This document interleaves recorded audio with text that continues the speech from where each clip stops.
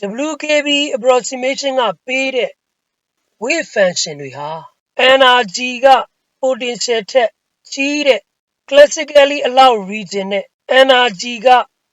potential ထက်ငယ်တဲ့ classically forbidden region တွေအတွက်ပဲရှိခဲ့တယ်မှန်ခဲ့တယ် energy နဲ့ potential နဲ့တူတဲ့ classical turning point နေရာတွေမှာ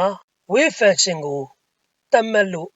မရခဲ့ဘူး classical turning point တွေကိုဖြတ်ပြီးတော့ classically allowed region ရဲ့ wave function နဲ့ classically forbidden region ရဲ့ wave function တွေဟာဘယ်လိုဆက်သွယ်နေကြသလဲဆိုတာကိုသိရှိဖို့လိုလာသလိုမျိုး classical turning point နေရာဝန်းကျင်မှာ wave function ဟာဘယ်လိုပုံစံရှိနေမလဲဆိုတာလဲနားလည်ဖို့သိရှိဖို့လိုလာတယ် x နဲ့ x2 နဲ့တူတဲ့နေရာတွေ x နဲ့ x1 နဲ့တူတဲ့ဒီလိုနေရာတွေအဲ့ဒီ classical turning point နေရာတွေမှာ Schrödinger equation ကိုဖြေရှင်းဖို့ဘလို့ approximation မျိုးတွေထပ်ပြီးတော့ယူရအောင်ပါလဲဆိုတာကတော့သိလွယ်ကူတဲ့ကိစ္စတော့မဟုတ်ဘူးပထမဦးဆုံးယူမဲ့ approximation ကတော့ဒီ classical turning point အနီးနားဝန်းကျင်မှာ potential ကို straight line ဖြစ်တယ်လို့ယူဆမယ် approximated လုပ်မယ် straight line ရဲ့ဒီမြင်းဖြောင့်ရဲ့ slope နဲ့ potential ရဲ့ slope တွေဟာဟောဒီ turning point မှာအတူတူပဲဖြစ်တယ်လို့ယူဆမယ်နောက်ပြီးတော့ potential well တွေအတွင်းမှာရွေ့ရှားနေတဲ့ particle ရဲ့ wave function နဲ့ energy level တွေကိုရှာဖို့ WKB approximation ကိုအသုံးချရမှာဖြစ်တယ် potential well တွေဖြစ်လို့ bound state system တွေဖြစ်တယ်ဆိုတာကိုသိထားရမယ် energy level တွေဟာ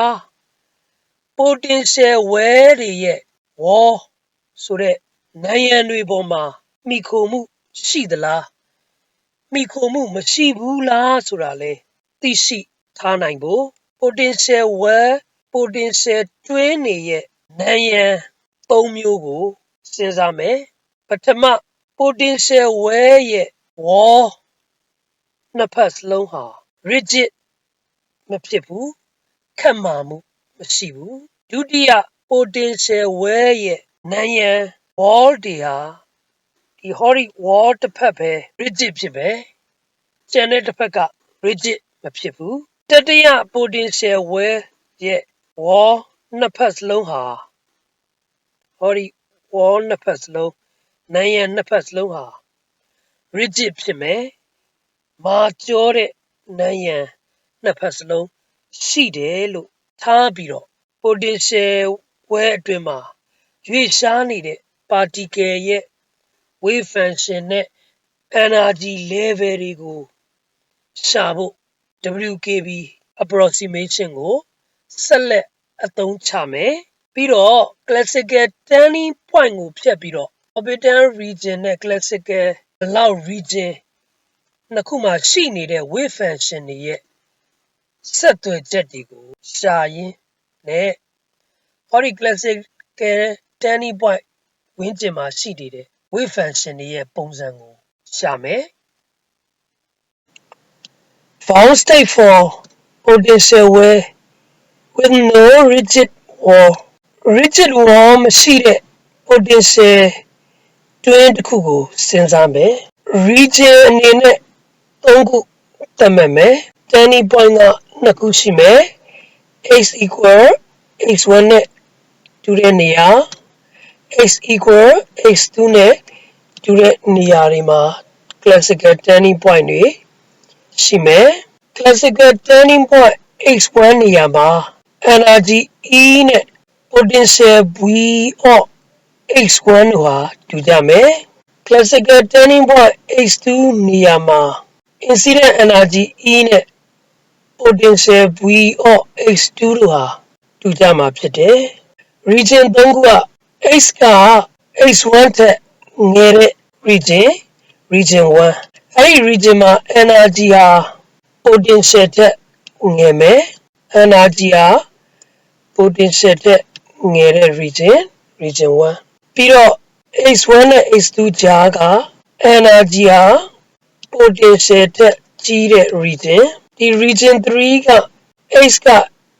H2 ထက်ကြီးတဲ့ region ဖြစ်တယ်အဲ့ဒီ region မှာ energy ဟာ potential ထက်ငယ်တဲ့ region ဆိုပြီးတော့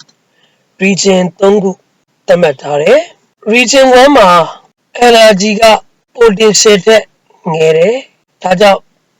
classically forbidden region ဖြစ်တယ် classical အရတားမြစ်ထားတဲ့ region တစ်ခုဖြစ်တယ်ဒါပေမဲ့ WKB approximation မှာတော့သူ့ရဲ့ wave function ဟာ C1 over square root of modulus P of H exponential minus 1 over H bar integral H to H1 modulus of P of H prime dx ဖြစ်တယ်ဒီ region 1မှာ wave function ဟာ exponential function ဖြစ်ပြီးတော့သူဟာ decay ဖြစ်တဲ့ region ဖြစ်တယ် exponentially decay ဖြစ်သွားရမယ် H နဲ့ H2 ကြား energy ဟာ potential ထက်ကြီးတဲ့ region ဒီ region မှာ WKB approximation ကပေးတဲ့ approximated wave function က C2 prime over square root of P of H exponential I over H per integral P of H prime dx prime plus C2 double prime square root of PH exponential minus I over H per integral P of H prime dx ဖြစ်တယ်ဒီမှာ exponential ဒီပေါ်မှာ I order I ပါတယ်သူတို့ဟာ sinusoidal wave တွေဖြစ်တယ် sinusoidal ဒီ region 2မှာ wave function ဟာ လှိုင်းပုံသဏ္ဍာန်ရှိရမယ် sine wave ပုံစံရှိရမယ် H က H2 ထက်ကြီးတဲ့ region energy ဟာ potential ထက်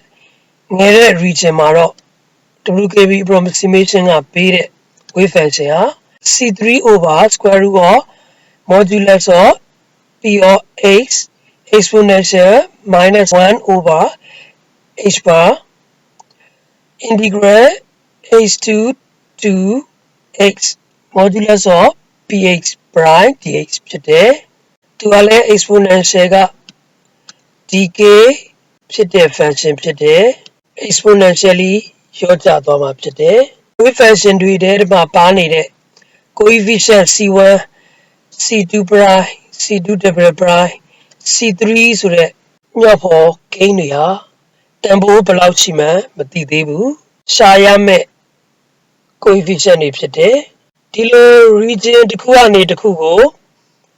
turning point တွေကိုဖြတ်ပြီးတော့သွားတဲ့အခါ wave function ရဲ့ပုံစံဟာဘယ်လိုရှိမလဲဆိုတာရှာမှာဖြစ်တယ်အဲ့ဒီမှာ wave function တစ်ခုနဲ့တစ်ခုရဲ့ဆက်သွယ်ချက်တွေ formula တွေကိုရှာမှာဖြစ်တယ် region 1 2 3မှာ wave function ရဲ့ပုံစံဟာဘယ်လိုပုံစံရှိမလဲဆိုရင် region 1မှာဆိုရင် decay ဖြစ်လာမယ် decay ဖြစ်လာပြီးတော့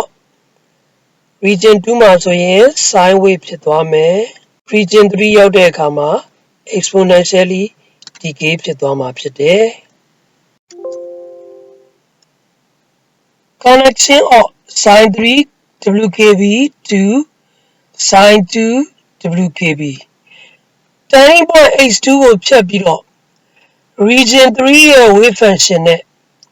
region 2ရဲ့ wave function ကိုချိတ်ဆက်ကြည့်မယ်ဒါကြောင့်ပထမဦးဆုံးဟောဒီ sine 2 WKB ဒီ exponential ပါတဲ့ဒီ function ကြီးကို sine function ဖြစ်အရင်ဆုံးပုံစံပြောင်းပြီးတော့ရေးထားမယ်။ဘာကြောင့် exponential ပုံစံကနေပြီးတော့မှ sine ပုံစံကိုပြောင်းရေးတယ်လဲဆိုတာကိုတော့နောက်ပိုင်းမှာသိလာလိမ့်မယ်။အခု region 2ထဲမှာရှိနေတဲ့ WKB approximation ကပေးတဲ့ wave function sine 2 WKB wave function ကို exponential function တွေကနေပြီးတော့မှ sin function ဖြစ်ပြောင်းကြည့်အောင်အရင်ဆုံး exponential ပေါ်က power မှာရှိနေတဲ့ tan တွေကို theta လို့ထားလိုက်မယ်ဒါကြောင့် sin 2 w k b ဟာ c2 prime over square root of b exponential raised to I theta plus c2 double prime over square root of b exponential raised to minus I theta ဖြစ်သွားမယ်ပြီးတော့ဒီ exponential ပါတဲ့ tan နှစ်ခုလုံးကို exponential raised to minus I alpha နဲ့ exponential e raised to I alpha တို့နဲ့မြောင်မယ်ပြီးတော့ဒီ exponential I theta e raised to I alpha နှစ်ခုကိုပေါင်းကြည့်မယ် e raised to I theta plus alpha ဖြစ်မယ်ဒီနောက်က term မှာလည်းပဲ exponential I exponential minus I theta exponential minus I alpha တို့ကိုပေါင်းရေးလိုက်မယ်ပြီးတော့ရှေ့က exponential တွေနဲ့ဒီ coefficient တွေကိုပုံထုတ်လိုက်မယ်အဲ့လိုပုံထုတ်တဲ့အခါမှာဒီပထမ term မှာရှိတဲ့ c2 prime exponential minus I alpha ကို c2 triple prime လို့ထားသလိုမျိုးဒီနောက် term က minus c2 double prime exponential I alpha ကိုလည်း c2 triple prime လို့ထားလိုက်မယ်ပြီးတော့ဒီ exponential နှစ်ခုကို 2i sin theta plus alpha လို့ပြောင်းကြည့်လိုက်မယ်ပြီးရင်ဟောဒီ 2i နဲ့ c2 triple prime တို့ကို c2 လို့ထားလိုက်မယ်အဲ့ဒီခါမှာ WKB approximated wave function ဟာ c2 over square root of b sin theta plus alpha ဖြစ်သွားပြီ theta နေရာမှာစောစောထားခဲ့တဲ့ 1 over h bar integral h to h to b of h prime dx ကိုထည့်လိုက်မယ်အဲ့ဒီခါမှာ region 2မှာရှိတဲ့ WKB solution ကပေးတဲ့ approximated wave function ကို sin ပုံစံနဲ့ရမှာဖြစ်တယ်အခု exponential function ကနေ sin function ကိုပြောင်းတဲ့အခါမှာ arbitrary constant တွေ arbitrary coefficient တွေထွက်လာတာကိုတွေ့ရမယ်ဒီ arbitrary coefficient တွေဟာခြေလို့ရရင်ခြေလစ်လျူရှုလို့ရရင်လစ်လျူရှုရှာလို့လွယ်တဲ့ပုံစံရရင်ရှာမယ်ဆိုတဲ့သဘောနဲ့ထွက်လာသမျှကိန်းတွေကိုအဲ့ဒီ arbitrary coefficient တွေမှာတွားပြီးတော့ထည့်ထားခြင်းဖြစ်တယ်ထွက်လာသမျှကိန်းတွေကိုဟောဒီ arbitrary coefficient c2 ထဲမှာထည့်ထားခြင်းဖြစ်တယ် c2 ရဲ့တန်ဖိုးကိုလည်းရှာရအောင်မှာဖြစ်တယ် region 2 ထဲမှာရှိတဲ့ WKB approximation ကပေးတဲ့ wave function sin 2 WKB ကို exponential function ပုံစံကနေ sin function ပုံစံကိုပြောင်းလဲခဲ့ပြီးပြီအခု classical turning point x2 ကိုဖြတ်ပြီး region 3 ထဲမှာရှိတဲ့ wave function နဲ့ region 2 ထဲမှာရှိတဲ့ wave function ကိုဆက်သွယ်မှာပဲဖြစ်တယ်ချိတ်ဆက်ပေးတော့မှာပဲဖြစ်တယ်ပထမပိုင်းတော့ပြောခဲ့သလို classical turning point ဟောဒီ x2 အနီးနားဝန်းကျင်မှာ WKB method က wave function ကို approximated မလုပ်နိုင်ခဲ့ဘူးမလုပ်ရသေးဘူး classical turning point x2 နားဝန်းကျင်မှာ WKB approximation ကပေးတဲ့ wave function တွေဟာ breakdown ဖြစ်ကုန်ကြတယ်ဒါကြောင့် wave function sin 3 ကလည်း x2 နားကိုမရောက်ခဲ့ဘူး wave function sin 2 ကလည်းဟောဒီ classical turning point x2 နားလေးကို အဲ့ဒီအမှတ်စီကိုမရောက်ခဲ့ကြဘူးဒါဆိုရင်အဲ့ဒီ wave function sin 3နဲ့ sin 2တို့ကိုချိတ်ဆက်ပေးမဲ့ function အမျိုးအစားတစ်ခုလိုလာတယ်အဲ့ဒီချိတ်ဆက်ပေးမဲ့ပြောမယ်ဆိုရင် patching လုပ်ပေးမဲ့ function ကိုရှာဖို့ patching region ကိုသတ်မှတ်မယ်တည်ထားရမယ်ဒီ position x ဟာ x2 နဲ့တဖြည်းဖြည်းနီးကပ်လာတဲ့နေရာ x နဲ့ x2 နဲ့ခြားနားချက်အလွန်သေးငယ်တဲ့နေရာဒီဝန်းကျင်ကိုဒါ x2 လေးပေါ့အဲ့ဒီဝန်းကျင်ကို patching region လို့ခေါ်မယ်အဲ့ဒီ patching region မှာ WKB solution ကပေးတဲ့ wave function sin 2 WKB ကလည်း x2 နားကိုမရောက်ဘူးဒီနားထိပဲရောက်မယ် region 3ထဲမှာရှိတဲ့ wave function sin 3 WKB ကလည်း x2 နားကိုမရောက်ဘူးဟောဒီနားလေးကိုပဲရောက်မှာဖြစ်တယ်အဲ့ဒီ wave function နှစ်ခုကိုချိတ်ဆက်ပေးမဲ့ဒီ patching function လို့ခေါ်မဲ့ wave function sin လေးကိုရှားမှာဖြစ်တယ်ဒီ patching region ထဲမှာ potential ကိုဟောဒီ potential ကို straight line တစ်ခုဖြစ်တယ်လို့ဒီလို straight line တစ်ခုဖြစ်တယ်လို့ approximate လုပ်မယ်ယူဆထားမယ် potential ရဲ့ slope နဲ့ straight line ရဲ့ slope တို့ဟာ x2 အမှတ်မှာတူညီနေကြတယ်ပြောရရင် patching region မှာ potential ဟာ straight line အဖြစ်ယူဆထားမှာပဲဖြစ်တယ်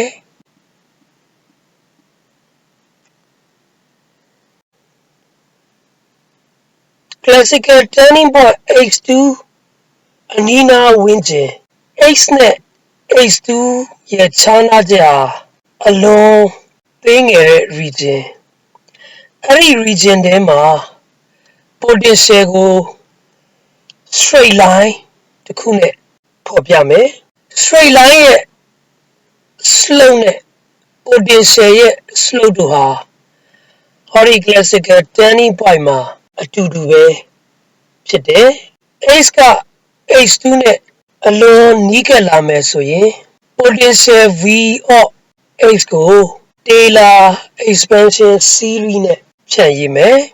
အဲ့ဒီကမှာ v of x2 plus x minus x2 v prime တခါရှိတာပြီးနောက်တခါ x minus x2 the whole square v double prime ပေါ့ပြီးတော့ x နဲ့နှစ်ခါချိန်မယ်ပြီးတော့2 factorial ဆိုပြီးတော့ရှိမယ်နောက်တခါလဲအဲ့တိုင်းပဲ plus x minus x2 the whole power cube v triple prime x နဲ့3ခါချိန်မယ်ပြီးရင်3 factorial ဆိုပြီးတော့ရှိမှာပေါ့ဒီမှာတော့ first order ကိုပဲယူမယ်ဒါကြောင့်နောက်ကတန်းနေ quadratic တန်းနေမပါတော့ဘူး linear တန်းပဲယူလိုက်တော့မယ်ပြီးတော့ v of x2 turning point x2 မှာရှိတဲ့ potential ဟာ incident energy နဲ့အတူတူပဲဖြစ်မယ်ပြီးတော့အဲ့ဒီ x2 မှာ v ကို x နဲ့ရှိတ်ထားတဲ့ derivative က f naught လို့ထားလိုက်မယ် f naught က x2 မှာရှိတဲ့ potential ရဲ့ slope ဖြစ်မယ်ဒါဆိုရင် straight line equation ကိုရပြီဒါကြောင့် potential ကို straight line တစ်ခုနဲ့ဖော်ပြလို့ရသွားပြီဖြစ်တယ် Schrödinger equation ကို straight line လို့ယူဆထားတဲ့ approximated potential ကိုထည့်မယ်အဲ့ဒီကမှာ Schrödinger equation ပုံစံက d square sin over dx square minus 2n f naught over h bar square x minus